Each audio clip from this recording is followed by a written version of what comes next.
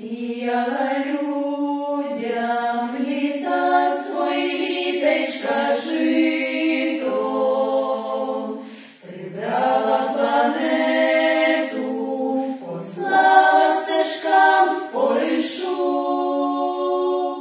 навчила дітей, як на світі по совісті жити, зітхнула полегко і тихо пішла за межу.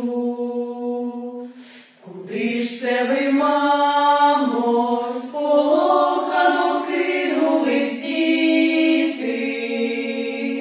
Куди ж ви, бабусю, онуки біжать до воріт? Та я ж недалечко, де сонце лягає спочити.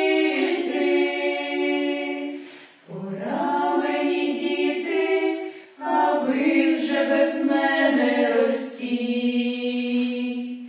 Та як же без вас ми, та що ж ви намислили, мамо? А хто ж нас, бабусю, у сон поведе по казках? А я вам лишаю сірайну і журавлями, і срібло на травах, і золото на колосках. Не треба нам райду, не треба нам срібла і злата, аби тільки ви нас чекали завжди край воріт. Та ми ж переробим усю вашу вічну роботу.